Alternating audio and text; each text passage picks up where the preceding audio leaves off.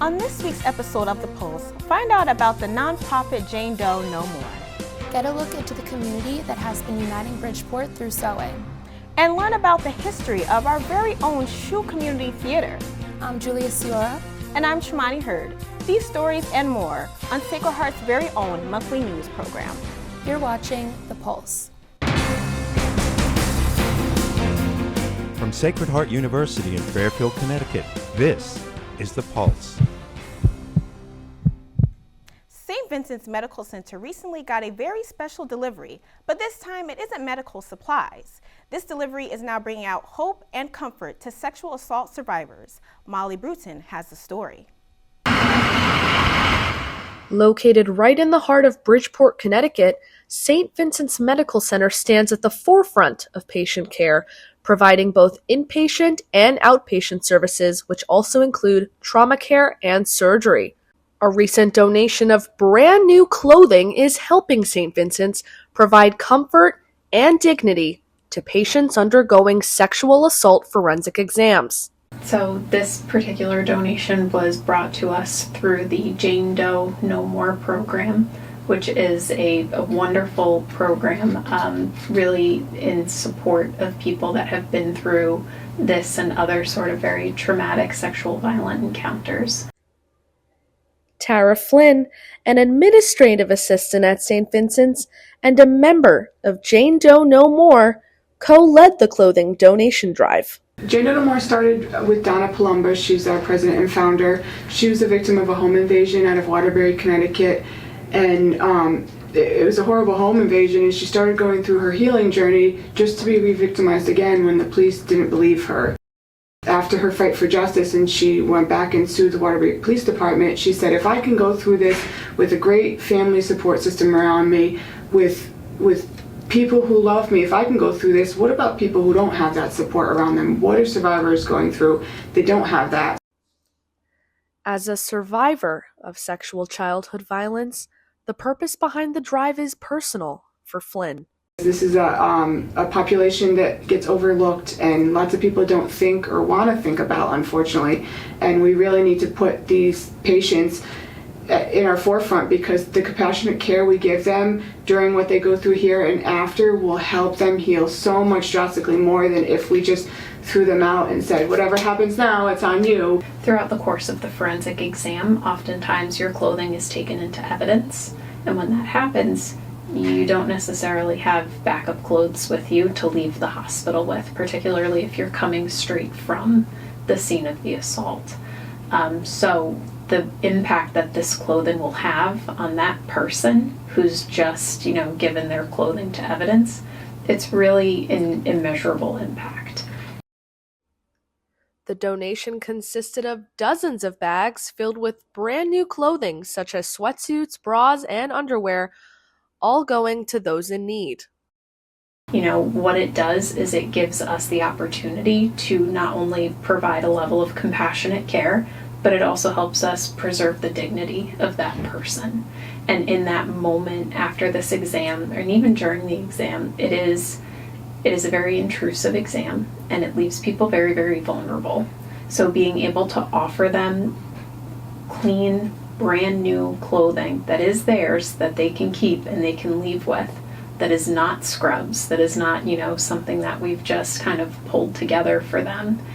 It really speaks to the level of care we want to provide to people. It says we see you as a person who is so worthy of respect, and this is something that we can do for you.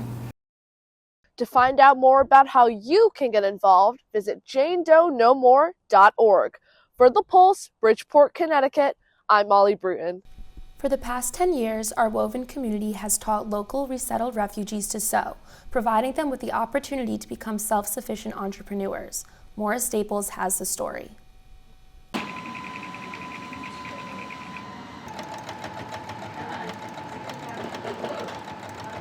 Located in Bridgeport, Burroughs is a community center that offers a variety of programs geared toward helping individuals overcome the barriers to success. Our Woven Community is a Burroughs program that teaches local resettled refugee women to sew and create beautiful pieces for market. This program allows these women to become economically self-sufficient and gives them an outlet for creativity and community. I'm from Afghanistan.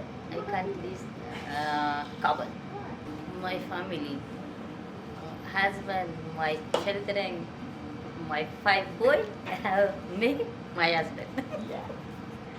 My 3 asses may come here. After 4 months living in a refugee camp, Nabila and her family found their new home in Bridgeport. Since then, she has been working with the Borough Center, teaching herself and other women like her to sew. Our woven community is made up of women like Nabila, each with their own unique story.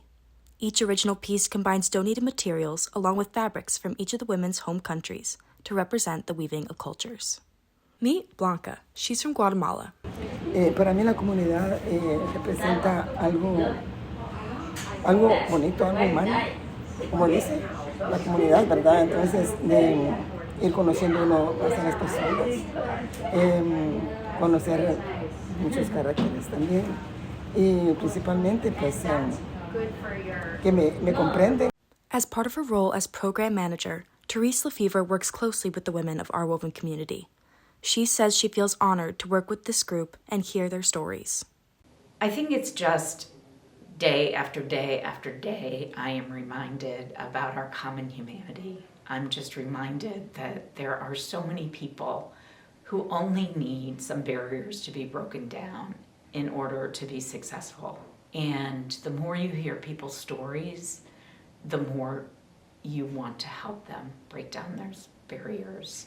If you would like to learn more about the artists behind our woven community or view some of their pieces, visit the Borough Center website. For The Pulse, Maura Staples, Fairfield.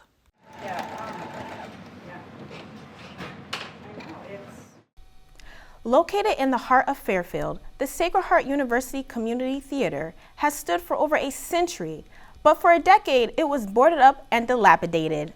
That was until it was rescued from the rubble by SHU. Julia Ciora has the story. The SHU Community Theater is more than just a performance venue. It's a hub of entertainment, education, and community engagement. With over 150 events a year, this 500-seat theater brings people together through music, film, live performances, and thought-provoking discussions. From orchestra concerts and dance showcases to comedy acts, movie premieres, and even Taylor Swift tribute bands, there's something at this theater for everyone. We've had so many amazing artists here, from a comedian who's coming back this month, Paul Reiser, was one of the favorite shows. We had our own, from Sacred Heart University, Sid Gottlieb speaking before a Hitchcock film that he has a lot of expertise in that field. Multiple Grammy Award winners and nominees, like bands like the Jayhawks and Latin piano jazz legends like Eddie Palmieri and Chucho Valdez, and speakers like Fran Lebowitz. It goes on. And every month there's several different exciting offerings here for everybody. The theater first opened in 1920 as a vaudeville house, and thanks to a partnership between Sacred Heart University and Klebon Properties in 2019, the theater was able to undergo a renovation that turned it into a state-of-the-art space for film, screenings, music, dance, and dramatic performances that serve not only the SHU community, but also the greater Fairfield County region. With its iconic marquee, ticket booth, dramatic proscenium stage, and transformed balcony, the theater is now able to hold events that engage the community and combine entertainment with education. Beyond the performances, its location at 1420 Post Road means you're just steps away from some of Fairfield's best restaurants. For students, it's a perfect way to take a break from long hours of studying. So for SHU students, all films are free. So that's the first thing. We love having SHU students here. We have SHU students interning, taking classes right now behind us on the stage, doing work study. If we can integrate them into an event, if they want to learn some skills, we do that. But all films are free for SHU students, and we often do offer free tickets for live events. In fact, if you check your emails, every time a new show is announced, we offer several tickets to SHU students in the SHU community first. And it has happened where students have reached out to us about a show and we've made arrangements with them as well. So there's a lot of opportunity here at the SHU Community Theater, and a shuttle that drops you off right at the door. With a shuttle that drops you off right at the door, students without a car can now enjoy Sacred Heart's gift to the community. For more information on upcoming shows and events, visit SHUcommunitytheater.org. For The Pulse, this is Julia Ciora, Fairfield, Connecticut. Wow, Julia, that must have been such a cool experience to learn more about the history of our SHU Community Theater. You're right, Shumani. It was such an amazing opportunity, and I cannot wait to go back. When we get back, find out about one of our very own Pulse alumni and her story here at SHU. And get the rundown on Sacred Heart Sports.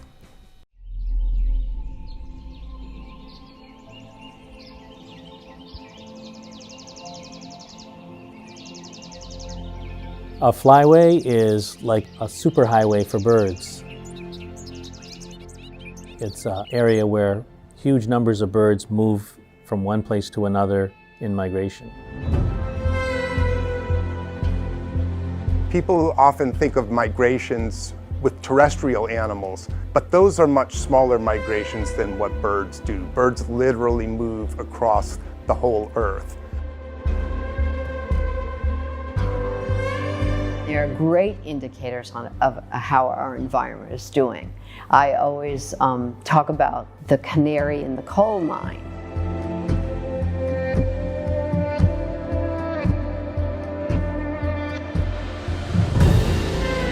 Stopover habitat is disappearing faster and faster. The birds are finding fewer and fewer places that they can stop in, and that's leading to a decrease in the populations of many of these migrant birds.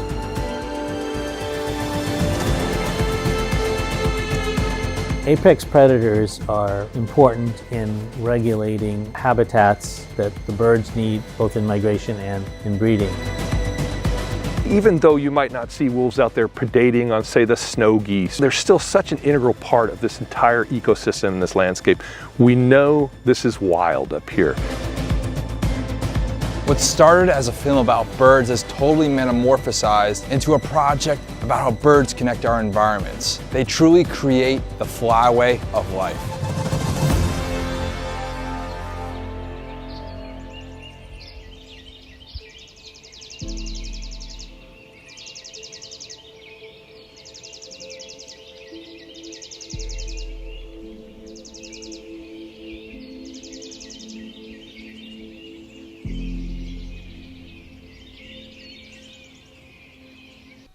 Welcome back to The Pulse. There's plenty of excitement in the world of sports, but right here in the SHU community, one athlete has surely made a name for herself beyond the game. Meet McKenna Wright, an athlete and so much more. Jenna Reynolds has the story. Welcoming in the third member of our broadcast team, ringside with McKenna Wright. As we send it down ringside to McKenna Wright. I'm McKenna Wright. I'm McKenna Wright. McKenna Wright, let's run it. How do you feel about playing your first collegiate game? I got those butterflies in my stomach, but they're the good ones. Got the team rallying behind me. Really excited to make everybody back home proud and see what we bring tomorrow. Hell yeah, let's go. We have fans. In Canada, I'm from the tiniest town you can even imagine. I graduated with 20 other kids. I think our town population is like just over 1,000 people. In southern Alberta, the town is called Nanton, and we're known for our candy store. That's how tiny it is, that the candy store is the highlight of our town. Chasing her dream of playing college rugby, McKenna Wright traveled to Los Angeles, California to participate in a rugby tournament with the hopes of getting scouted. Yeah, it was in the last game of the day, and we got off the field, heard nothing, and I was like, well, that's okay. Like, I'll go home. I'm going to go to school at home, and I'll be closer to my family and whatnot. And then the coach of the tournament, that we had for our team, came running across the field, and he was running to the bus, and he came to the back of the bus where I was sitting, and he put this card of the coach's name in front of me. He said, "This is the coach at Sacred Heart University." And I said, "Okay." He's like, "It's in Connecticut." I was like, "Okay." He said, "They want you." First thing I did that moment was pull out my phone and I googled where is Connecticut, because I had no idea where it was, and I seen it was 3,000 miles away from home, and at first I was like, that's a little far for me, but like I said, I grew up in a tiny town. Not many kids get that opportunity to go play Division I sports that far away from home. Unable to experience an official visit due to COVID-19 restrictions, it was a Google search and a gut feeling that led McKenna Wright to join the team. And unfortunately, the COVID repercussions still persisted throughout her freshman year. Like, we were in what they called pods at the time. So I'd go to practice with 5 other girls that were in my pod, and we would have to have a certain number of people that could sit in the dining hall at a time, and I only went to class like twice a week because half the time I was online. You just miss that opportunity to like connect with people. So the first year was really, really rough, and I was really homesick, and I almost didn't come back after the first semester. I almost stayed at home. My parents told me, if it really isn't what you want, you don't have to go, but you'll kick yourself forever if you don't go and just at least try. McKenna followed her parents' advice, and as COVID restrictions began to loosen up, McKenna began falling in love with her present. Fast forward to her junior year, this once uncertain freshman would be voted by her teammates captain of her squad, and would remain so until her graduate fall year. Very, very fortunate that my teammates seen me as a leader and trusted me to help lead the team. Was an awesome experience. McKenna knew the rugby field was exactly where she belonged, but she didn't feel the same certainty in the classroom. As a once undecided business major, she realized that wasn't the path she was meant to follow. I remember I was scrolling through the majors that were at Sacred Heart, and I seen sports communication and media, and I was like, well, sports is something that I want to be involved in forever, but I didn't know to what capacity that I wanted to be involved in sports. And when I started to like read what the major was about, that's when I was like, okay, well maybe I'll just switch to that. If I hate it, I'll switch to something else. You may have even seen McKenna on this very TV news show, The Pulse, as she flourished in front of the camera. Thanks, Victor. The new year has been a busy one for our Sacred Heart athletes, especially as a few of our teams are nearing their postseason. The farthest feeling McKenna Wright felt towards her new major was hate. In fact, it wasn't long before she found herself sideline reporting on her first sports broadcast. And in that moment, she had found her true calling. I remember my first game that I did. I called my mom after, and it was like, this is the first thing I've had in my life that I've been like, this is right. This is what I'm supposed to be doing. Like I've found what I'm supposed to be doing, and that's why I know now that I'm supposed to be a sideline reporter. I'm supposed to be on air. That's what I want to do, and it's like the only thing that truly fuels me. McKenna said she loves the grind of being an athlete, a student, a graduate assistant, and a sideline reporter because she said it's preparation for the day her passion becomes her full-time profession. In 5 years, I want to be the face of an NHL team. I want to be the woman that there's a little girl at home saying, I want to be McKenna Wright when I grow up. I want to do what McKenna Wright does. I want to be on air. I want to be a reporter. I want to be a woman working in a male-dominated industry. So who is McKenna Wright? McKenna Wright is a strong, talented woman that can do many things, more than what she ever thought she could do. This is Jenna Reynolds reporting for The Pulse from Fairfield, Connecticut. With Pioneer Sports coming in hot this spring semester, we have a lot of catching up to do. Here's Jake Walsh with this week's Sports Roundup. Thanks, Shivani. We are about a month back from winter break, and our spring sports are in full swing. With a few of our spring team seasons starting, some of our other teams are in the middle of their seasons. The men's basketball team is in the middle of its first season in the MAC. The men are 9-12 and have 2 home games coming up against MAC opponents. They will take on Quinnipiac University on Friday and Siena College on Sunday. After a trip to the March Madness tournament last season, the women's basketball team has struggled in its first season in the MAC. They are 6-13 and will be on the road this week for 2 games. They will also be taking on Quinnipiac University on Thursday and then finish the week against Siena College on Saturday night as they look to finish this month off strong before heading to New Jersey for the MAC tournament. The defending MAC champs are back in action this weekend. The men's lacrosse team will be back on Campus Field Saturday to take on Holy Cross. They will play 5 non-conference games before getting into conference play. Also want to say a quick congratulations to a trio of Pioneers, Luke Catalico, Jack Ramsey, and Jake Ward, who were selected to the preseason All-MAC team. After a tough loss to LIU in the NEC Championship last season, the women's lacrosse team is ready to make its debut in the MAC. The women opened their season at home against Bryan over the weekend and lost, and will continue playing this week on the road at Boston University on Wednesday. Yesterday was Super Bowl Sunday, a rematch of Super Bowl 57 between the Philadelphia Eagles and Kansas City Chiefs. Congratulations to the Philadelphia Eagles on winning Super Bowl 59. The Philadelphia Eagles get their revenge on the Chiefs and win their second Super Bowl in 8 years. That's all for this week on SHU Sports Round Up. I'm Jake Walsh. Back to you guys. Thanks, Jake. When we get back, get an all-access pass to everything happening in the world of entertainment. And get ready to crank up the energy with Voltage, the band.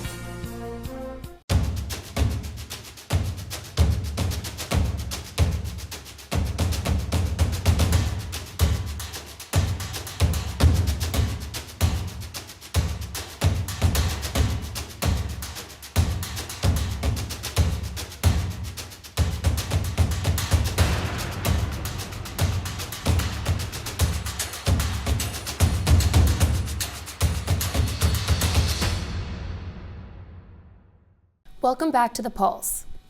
From Hollywood headlines to the hottest celebrity gossip, we've got your entertainment fix covered. From red carpet moments to music chart toppers, let's turn it over to Samantha Morano, who's here to break down all the headlines and keep us in the loop. Thanks, Julia. Let's dive into the biggest stories shaking up the entertainment world. Over a decade later, the Fast and Furious franchise continues even after the passing of Paul Walker. Original Fast star, Vin Diesel and co-star Dwayne "The Rock" Johnson, long-standing feud resurfaced at the 2025 Golden Globes when Diesel took a subtle jab at Johnson with "Hey Dwayne." Fast 11 is set to premiere in 2026. Colleen Hoover's best-selling novel It Ends With Us hit the big screen in summer 2024, starring Blake Lively and Justin Baldoni, who also directed. However, months after its release, Lively filed a sexual harassment complaint against Baldoni, sparking a high-profile legal battle. Baldoni denied the allegation and sued the New York Times for $250 million, claiming biased reporting. The dispute escalated when Lively filed a federal lawsuit against Baldoni, and he sued Lively and her husband Ryan Reynolds for $400 million, accusing them of defamation and extortion. TikTok America, the social media app, abruptly shut down on January 18th, just hours before its scheduled ban. Concerns over TikTok's future first surfaced in 2020 during Trump's presidency, due to Chinese ownership. In April 2024, then President Biden signed legislation forcing ByteDance to sell TikTok or face a ban. The law was upheld in December, giving the company 9 months to secure a buyer with a possible extension. Trump later announced an executive order delaying the ban by 75 days. Meanwhile, TikTok and related apps like CapCut are no longer available for download, and pre-installed phones are now selling for over $1,000 online. So would you give up TikTok for $10,000? Speaking of Trump, his latest immigration orders left pop star Selena Gomez in tears. She posted and later deleted an emotional video on Instagram captioned, "I'm sorry," within a Mexican flag emoji. Critics accused her of performative activism, while supporters praised her for speaking out. From politics to pop culture, TikTok influencer Alex Earl is making a comeback. Maybe I should say fashion comeback. Earl is reintroducing the idea of skinny jeans in partnership with Frame. Meanwhile, the 2025 Grammys had fans talking, not just about music, but fashion. Who wore it best, or should I say, who wore less? Kanye West's wife, Bianca Censor, turned heads with her nearly nude look, while Kendrick Lamar walked away with 5 Grammys, and a week later he performed alongside SZA at the Super Bowl halftime show. As if Robert Kraft's $7.4 billion NFL team isn't in the media enough, HBO just dropped Aaron Hernandez and the Untold Murders of Bristol, reigniting discussion about the former Patriots player's shocking crimes. Before we run out of time, with the Golden Globes and Grammys behind us, it's time to look ahead. The Oscars air Sunday, March 2nd at 7 p.m. Eastern Time. And that's a wrap on our Entertainment Roundup. Stay tuned for more headlines. I'm Samantha Morano. See you next time. Thanks, Sam. That was great. The Oscars are right around the corner, and Lauren English took a SHU survey asking what films, actors, and actresses will bring home the Oscar. With the Oscars coming up in a few weeks, we're wondering, what do SHU students have to say about it? Let's take a walk and find out. Who do you want to win the Oscars? No one mourns the wicked. Wicked. In terms of the film, I think I'd say Wicked, just because the cinematography of it was so cool, and all the dancing for the music and stuff and the singing. So I would say Wicked for that one. Who do you want to win the Oscars? Probably Wicked. Who do you guys want to win the Oscars? Wicked. Wicked. I think the film The Substance, I enjoyed it tremendously. I love how it started out as kind of a sci-fi film and ended up as a horror film with crazy special effects, kind of old school special effects. I think Wicked should win the Oscars. It's just so popular and like everyone loves it. I would love to see Cynthia Erivo take home an Oscar for Best Actress. Wicked as well, I think. They should get some Oscars. I'm really rooting for Ariana Grande to win Best Supporting Actress just because I've been a fan of her for so long, and I think she was incredible in Wicked, and she has like one of the best vocals I think ever of all time. So I'm really rooting for her. And then I'm also, for Best Leading Actress, I'm rooting for Cynthia Erivo or Demi Moore. Probably more so for Demi Moore just because this is her first Oscar nomination and she's finally getting all this recognition after all these years. So yeah, I'd say I'm rooting for both of them, but I'd say if I had to pick one, Demi Moore for leading actress. Who do you hope to win the Oscars? I really hope that Inside Out 2 takes home for Best Animated Film and Wicked for Best Picture. And I really hope that Timothée Chalamet wins. Now that we know what the students think, I spoke to film professor Todd Barnes, who gave us his thoughts on this year's Academy Awards. So I've been following Nick Brody's career for a really long time. He's a fantastic actor, and he's got a lot of range and does a lot of interesting things. But I really think that the Oscars should be an advertisement for the whole industry. So I'm a fan of Wicked. I think Wicked should probably win and bring everyone back. I haven't seen The Brutalist, but I like the people in it, so I want to check that out too. But let's go for Wicked. With the Academy Awards happening on March 2nd, we got some time to wait. But if it were up to SHU students, it looks like Wicked would take the win. For The Pulse, this is Lauren English. From long days in the classroom to jamming out on the Edgerton stage, these 4 Sacred Heart students are bringing rock music back with their cover band, Voltage. Valentina Massoni has a story. 1, 2, 3, 4.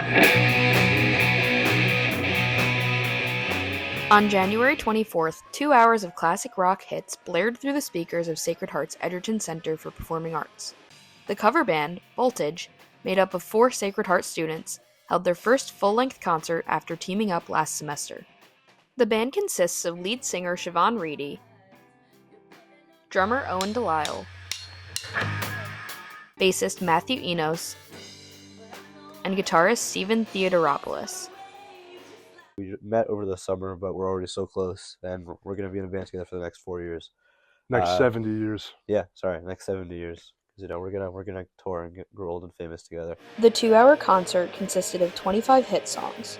While mostly performing classic rock, the artists they covered ranged from Motley Crue to Journey to Green Day and even Carrie Underwood. I loved actually doing Before He Cheats. Doing it with the band was just so special, and I feel like that really surprised a lot of people because it was very different from the rest of our set list.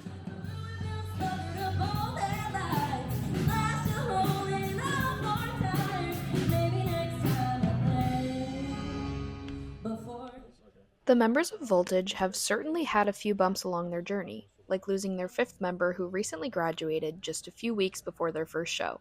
I remember when he texted, he was like, I'm moving. The writing was kind of on the wall. Yeah, losing him was a loss of the band, and I tried to get a second guitarist, but we'd actually thrive more as 4 people. This loss posed little threat to their performance. If anything, it sparked their work ethic even more. We really had a crazy week. We were rehearsing like 5-hour rehearsal days. We were all getting kind of stir crazy in here, but it all worked out. And honestly, I feel like we were able to produce such a great quality show out of it. Steven and Matt are both freshmen, just beginning their journeys at SHU. Siobhan is a senior, the oldest of the crew, while Owen is a junior. Their mashup of class years, personality types, and music tastes make up the perfectly imperfect harmony that is Voltage. I say Siobhan's like an older sister for me. I mean, we've bonded so much just over the music and just things in general, and it's great having that kind of presence too over here. She does drive me around a little bit, not nearly as much as Matt needs to ride. Opening with Panama was great. Matt came up with it. I don't know if he just thinks of this stuff in his free time. He has such a vision all the time.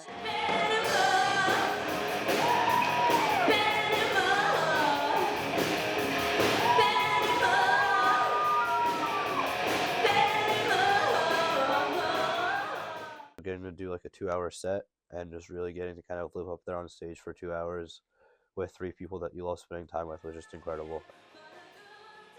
That was probably like the top 10 best moments of my life. Just, it's so exhilarating, just running around and doing something you love. It's just a passion as a job. So it was so amazing to do something like that. Yeah. Like I really felt like a rock star. Like it was nuts. Yeah. The energy was just so good, and it was just such a great time. Voltage shows no signs of slowing down, with 2 upcoming performances already scheduled, including a 2-hour set at Seagrape Cafe in Fairfield in March. For more information, you can find them at Voltage the Band on Instagram. For The Pulse, from Fairfield, Connecticut, I'm Valentina Masoni.